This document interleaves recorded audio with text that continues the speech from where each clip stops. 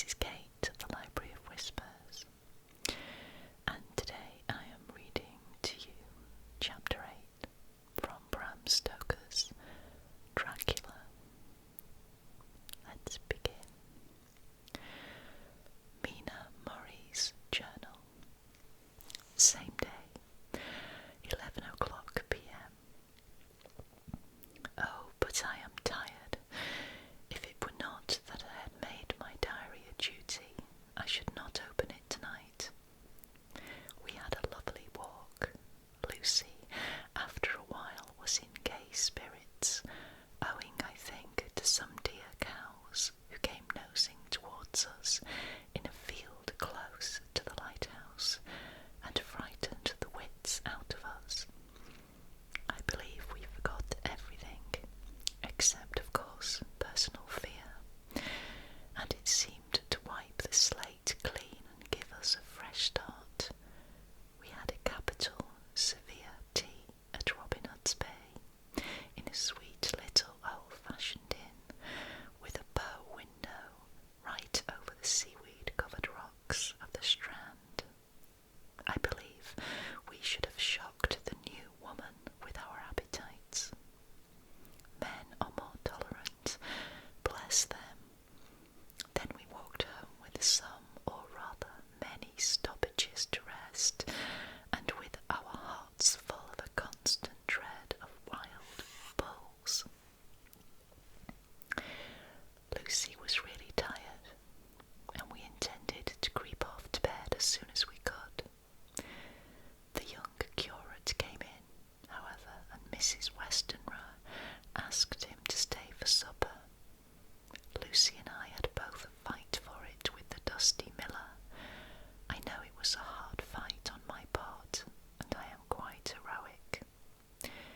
I think that some day the bishops must get together and see about breeding up a new class of curates who don't take supper, no matter how hard they may be pressed to, and who will know when girls are tired. Lucy is asleep and breathing softly. She has more colour in her cheeks than usual and looks, oh, so sweet. If Mr. Homewood fell in love with her, seeing her only in the drawing room, I wonder what he would say if he saw her now.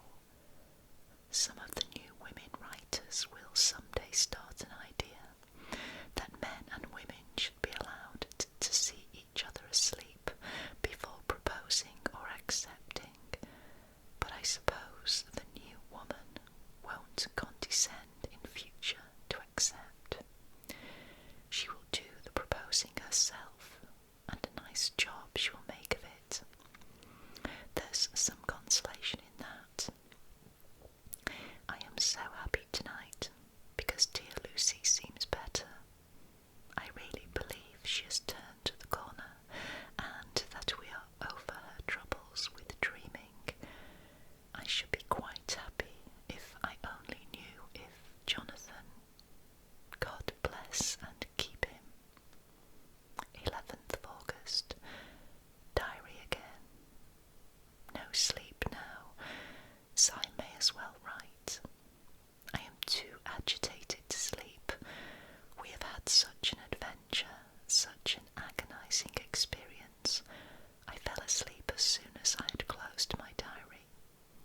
Suddenly I became broad awake and sat up, with a horrible sense of fear upon me, and of some feeling of emptiness round me. The room was dark, so I could not see Lucy's bed. I stole across and felt for her. The bed was empty. I lit a match and found that she was not in the room. The door was shut, but not locked, as I had left it. I feared to wake her mother, who has been more than usually ill lately, so threw on some clothes and got ready to look for her. As I was leaving the room, it struck me that the clothes she wore might give me some clue to her dreaming intention. Dressing gown would mean house, dress outside, dress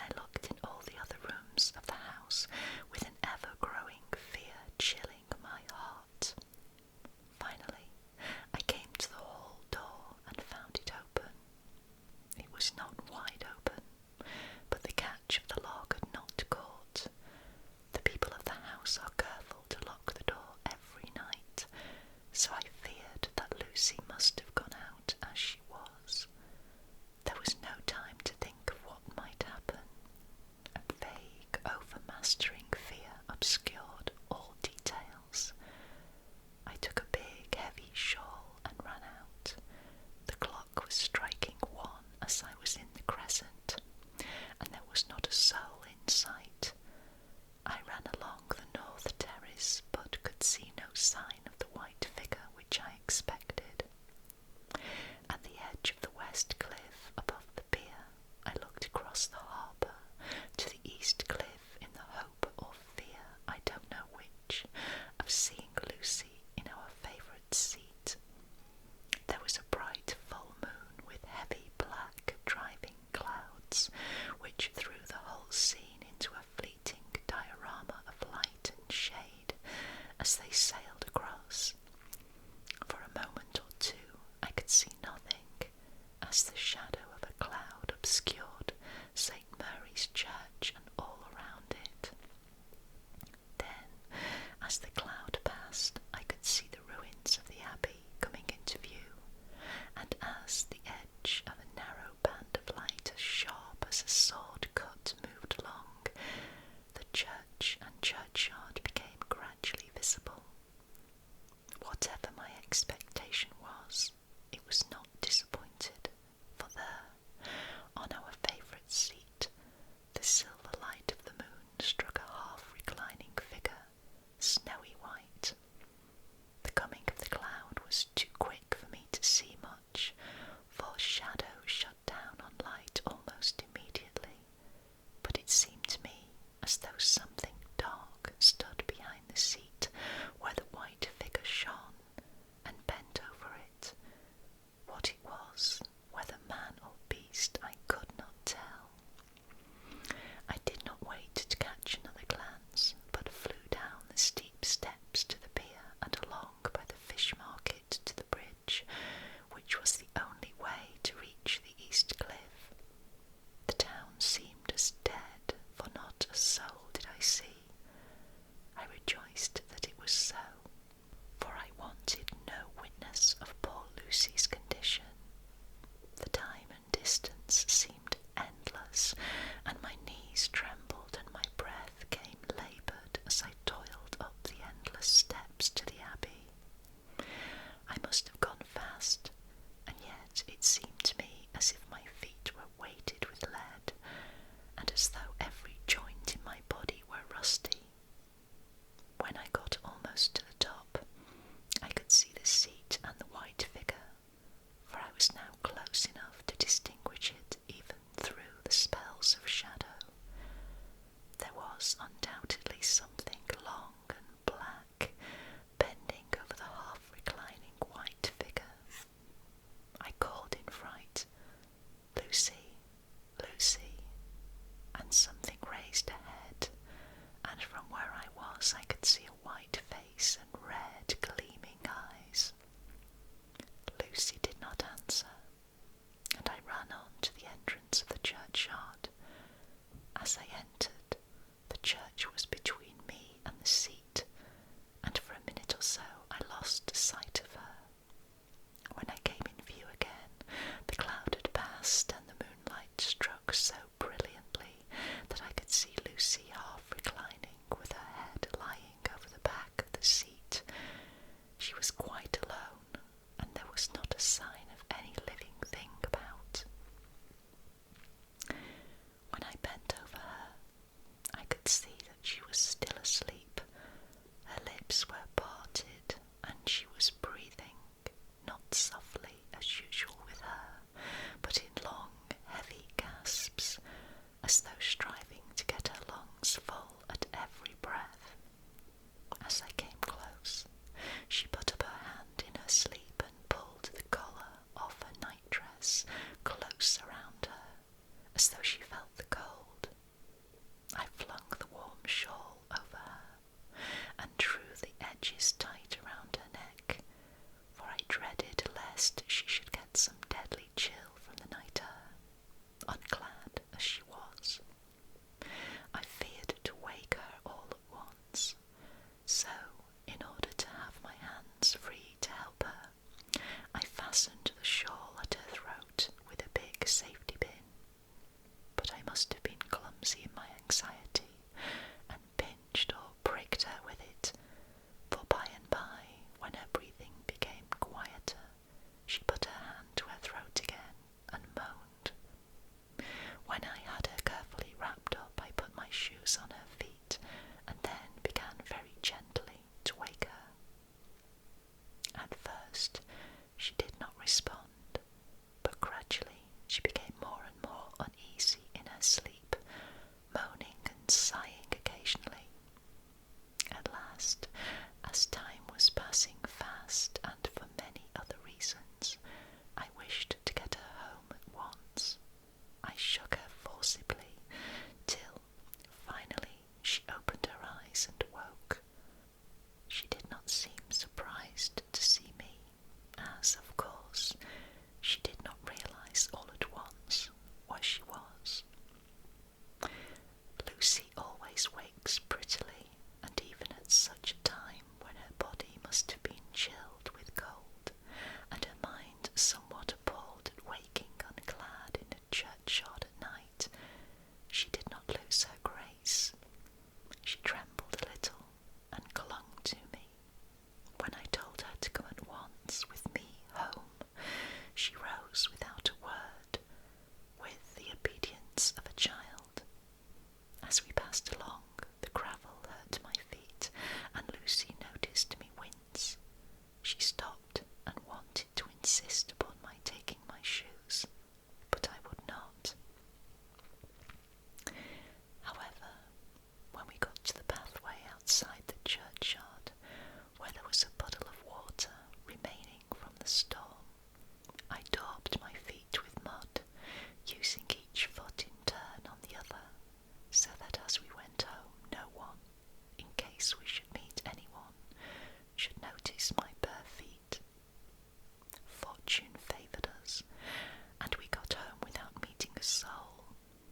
Once we saw a man who seemed not quite sober passing along a street in front of us, but we hid in a door till he had disappeared up an opening such as there are here, steep little closes, or wynds as they call them in Scotland. My heart beat so loud all the time, sometimes I thought I should faint. I was filled with anxiety about Lucy, not only for her health, lest she should suffer from the exposure, but for her reputation in case the story should get wind. When we got in and had washed our feet and had said a prayer of thankfulness together, I tucked her into bed.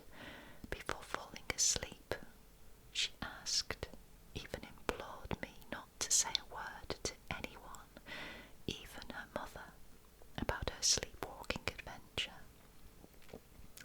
I hesitated at first to promise, but on thinking of the state of her mother's health, and how the knowledge of such a thing would fret her, and think, too, of how such a story might become distorted, nay, infallibly would, in case it should leak out, I thought it wiser to do so. I hope I did right. I have locked the door and the key is tied to my wrist, so perhaps I shall not be again disturbed. Lucy is sleeping soundly. The reflex of the dawn is high and far over the sea. Same day, noon. All goes well. Lucy slept till I woke her, and seemed not to have changed her side. The adventure of the night does not seem to have harmed her. On the contrary, it has benefited her, for she looks better this morning than she has done for weeks,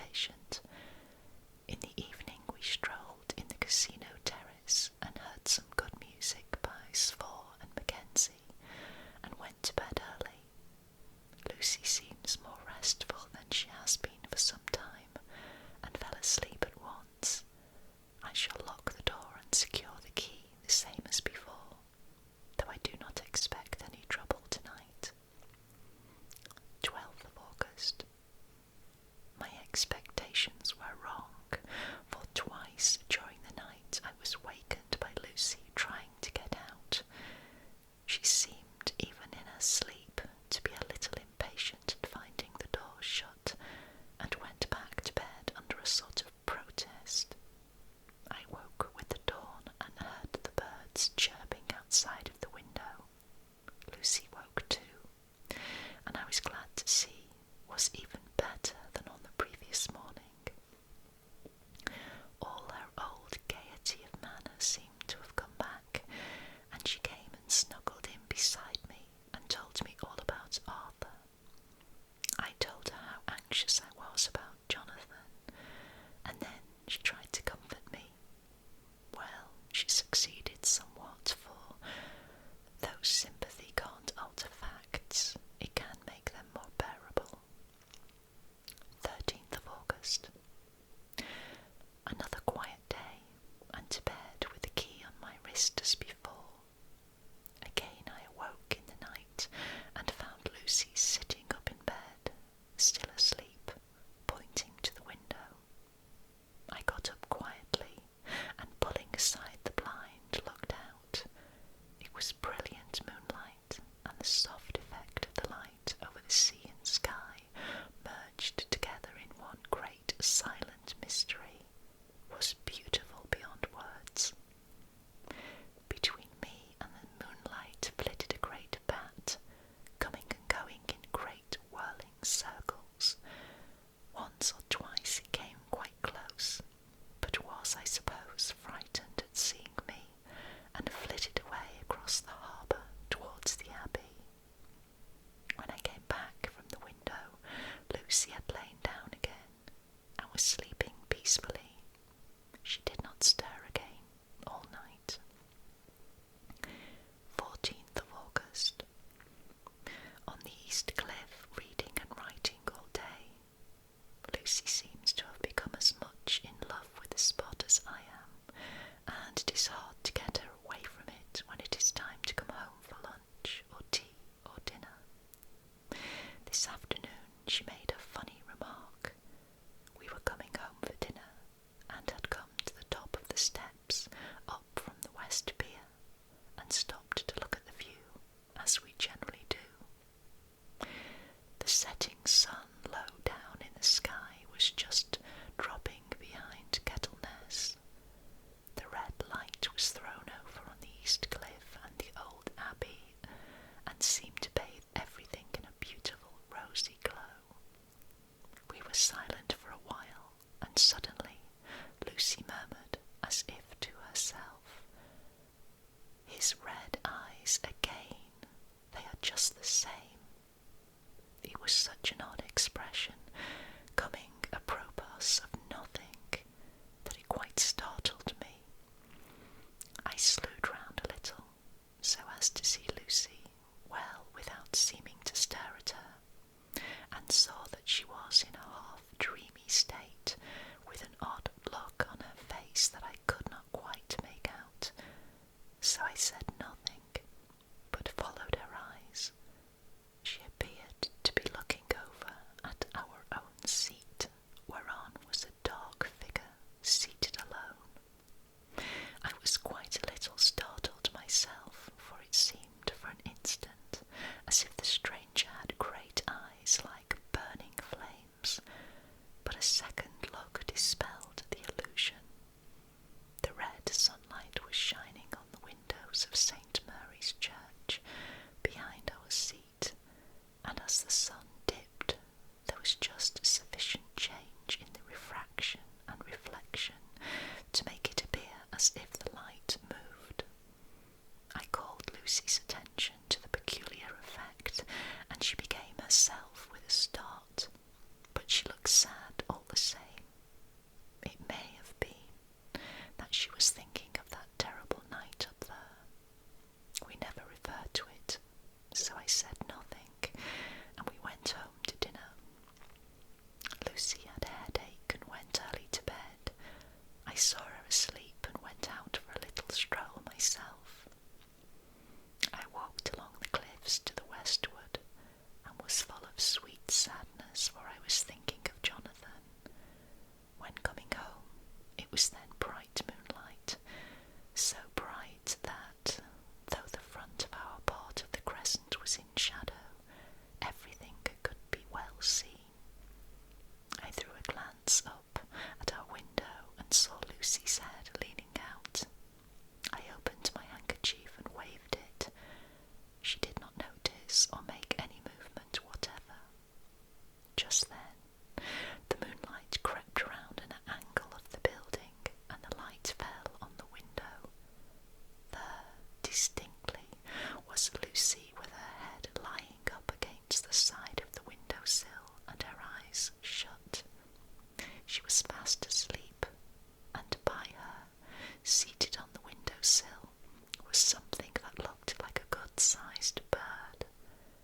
was afraid she might get a chill, so I ran upstairs, but as I came into the room, she was moving back to her bed, fast asleep and breathing heavily. She was holding her hand to her throat as though to protect it from the cold. I did not wake her, but tucked her up warmly. I have taken care that the door is locked and the window securely fastened. She looks so sweet as she sleeps, but she is paler than it is her wont, and there is a drawn, haggard look under her eyes which I do not like. I fear she is fretting about something. I wish I could find out what it is. 15th of August. Rose later than usual.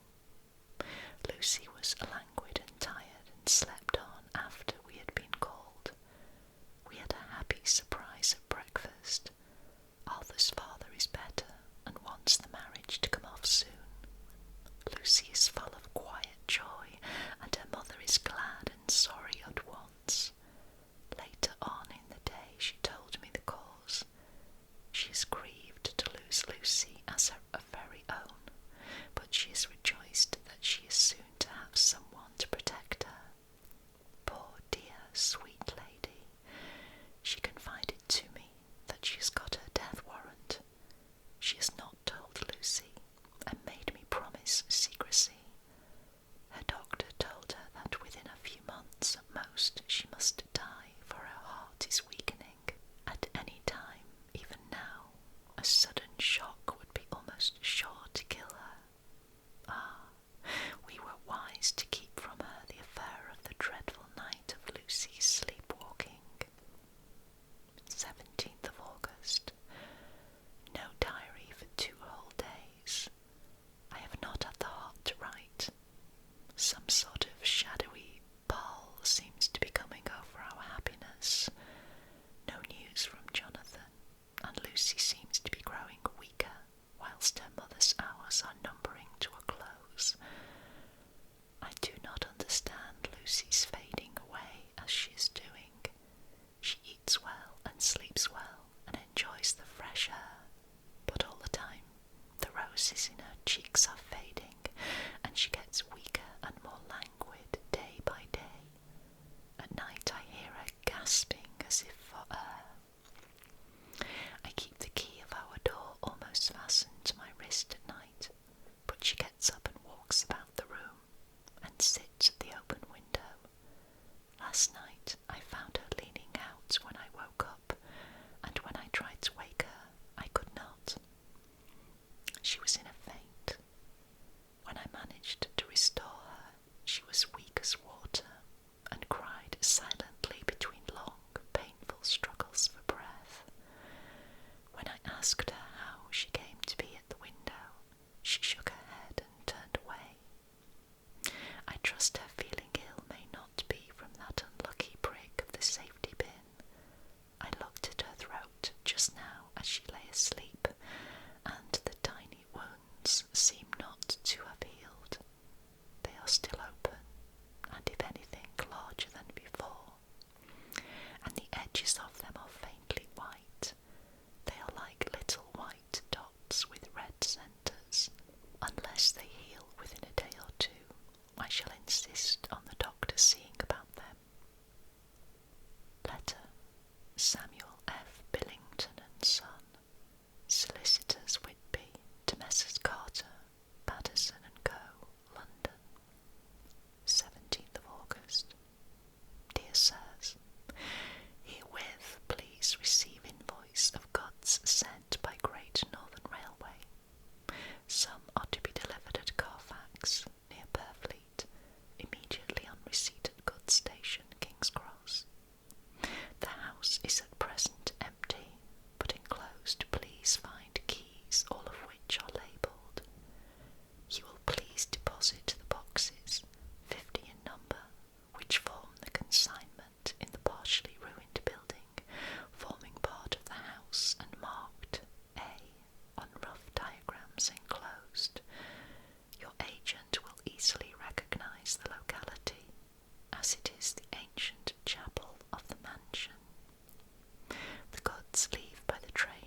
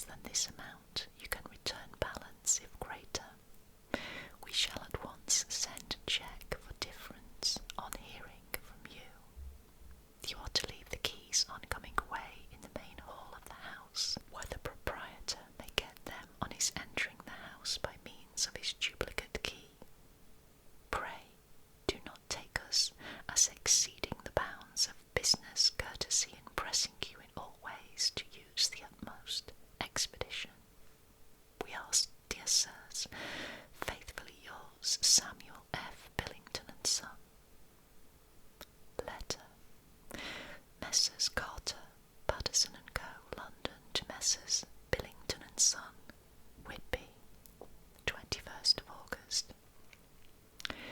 Dear Sirs, we beg to acknowledge £10 received and to return cheque of £1, 17 shillings and 9pence, amount of overplus, as shown in receipted account herewith.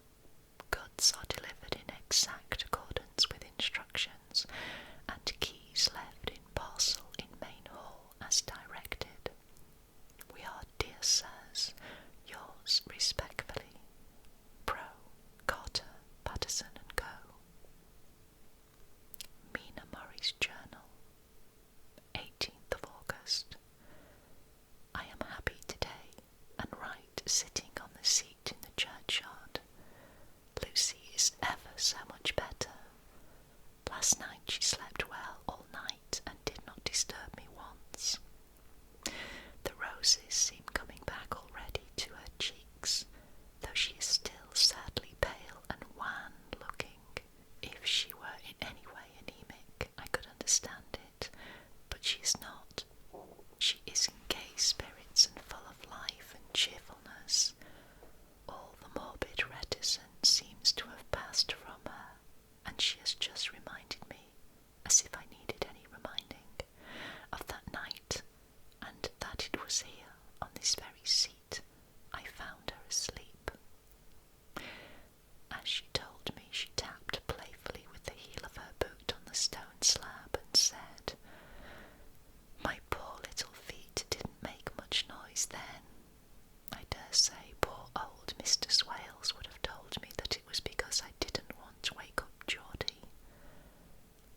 As she was in such a communicative humour, I asked her if she had dreamed at all that night. Before she answered, that sweet puckered look came into her forehead, which Arthur, I call him Arthur from her habit, says he loves, and indeed I don't wonder that he does. Then she went on in a half-dreaming kind of way, as if trying to recall it to herself. I didn't quite dream, but it all seemed to be real. I only wanted to be here in this spot. I don't know why, for I was afraid of something. I don't know what. I remember, though I suppose I was asleep, passing through the streets and over the bridge. A fish leapt as I went by, and I leaned over to look at it, and I heard a lot of dogs howling. The whole town seemed as if it must be full of dogs, all howling at once, as I went up the steps. Then I had a vague memory of something long and dark with red eyes, just as we saw in the sunset, and something very sweet and very bitter all around me at once. And then I seemed sinking into deep green water, and there was a singing in my ears, as I have heard there is to drowning men, and then everything seemed passing away from me. My soul seemed to go out from my body and float about the air.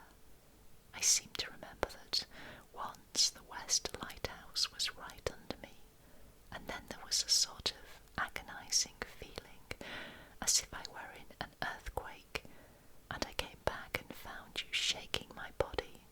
I saw you do it before I felt you.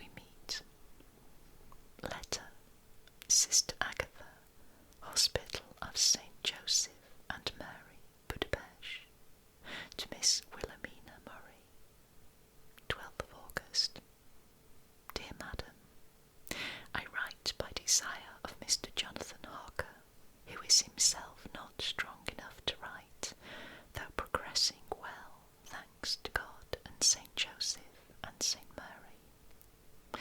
He has been under our care for nearly 6 weeks, suffering from a violent brain fever. He wishes me to convey his love and to say that by this post I write for him to Mr. Peter Hawkins, Exeter, to say, with his dutiful respects, that he is sorry for his delay and that all of his work is completed. He will require some few weeks' rest in our sanatorium in the hills, but will then return. He wishes me to say that he has not sufficient money with him, and that he would like to pay for his staying here, so that others who need shall not be wanting for help. Believe me, yours, with sympathy and all blessings, Sister Agatha. P.S. My patient being asleep, I open this to let you know something more. He has told me all about you, and that you are shortly to be his wife. All blessings to you both. He has had some fearful shock, so says our doctor, and in his delirium his ravings have been dreadful of wolves and poison and blood, of ghosts and demons, and I fear to say of what. Be careful of him always, that there may be nothing to excite him of this kind for a long time to come. The traces of such an illness as his do not lightly die away. We should have written long ago, but we knew nothing of his friends, and there was nothing on him, nothing that anyone could understand. He came in the train from Klausenburg, and the guard was told by the station master there that he rushed into the station shouting for a ticket for home. Seeing from his violent demeanour that he was English, they gave him a ticket for the furthest station on the way thither that the train reached. Be assured that he is well cared for. He has won all hearts by his sweetness and gentleness. He is truly getting on well, and I have no doubt will, in a few weeks, be all himself. But be careful of him, for safety's sake. There are, I pray God and St. Joseph and St. Mary, many, many happy years for you both. Dr. Seward's Diary, 19th of August. Strange and sudden change in Renfield last night. About 8 o'clock he began to get excited and sniff about as a dog does when setting. The attendant was struck by his manner, and knowing my interest in him, encouraged him to talk. He is usually respectful to the attendant, and at times servile, but tonight the man tells me he was quite haughty, would not condescend to talk with him at all. All he would say was, "I don't want to talk to you. You don't count now. The master is at hand." The attendant thinks it is some sudden form of religious mania which has seized him. If so, we must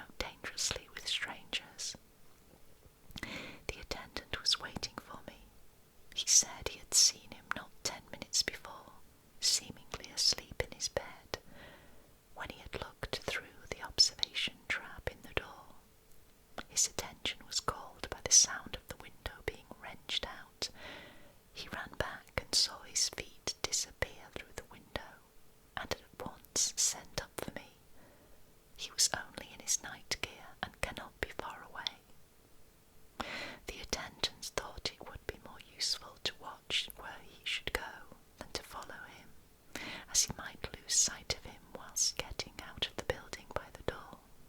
He is a bulky man, and couldn't get through the window. I am thin, so, with his aid, I got out, but feet foremost, and as we were only a few feet above ground, landed unhurt. The attendant told me the patient had gone to the left and had taken a straight line, so I ran as quickly as I could. As I got through the belt of trees, I saw a white figure scale the high wall which separates our grounds from those of the deserted house. I ran back at once, told the watchman to get 3 or 4 men immediately and follow me into the grounds of Carfax, in case our friend might be dangerous. I got a ladder myself, and crossing the wall, dropped down on the other side. I could see Renfield's figure just disappearing behind the angle of the house, so I ran after him. On the far side of the house I find him pressed close against the old iron-bound oak door of the chapel. He was talking, apparently to someone, but I was afraid to go near enough to hear what he was saying, lest I might frighten him and he should run off. Chasing an errant swarm of bees is nothing to following a naked lunatic when the fit of escaping is upon him. After a few minutes, however, I could see that he did not take note of anything around him, and so ventured to draw nearer to him, the more so as my men had now crossed the wall and were closing him in.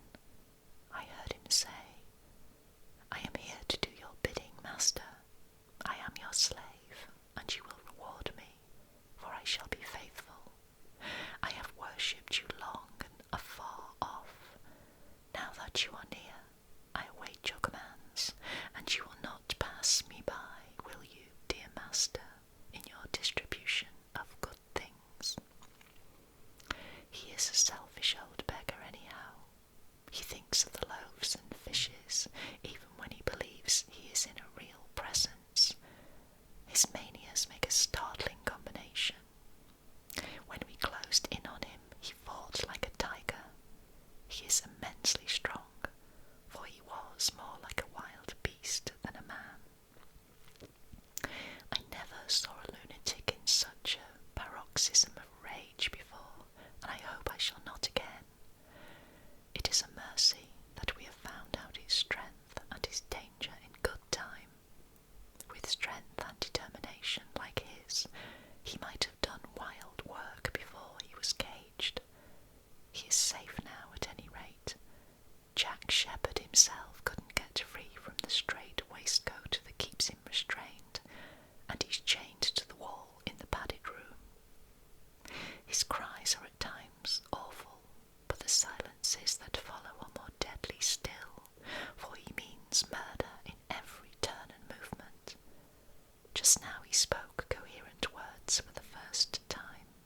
"I shall be patient, master. It is coming, coming, coming." So I took the hint and came to. I was too excited to sleep, but this diary has quieted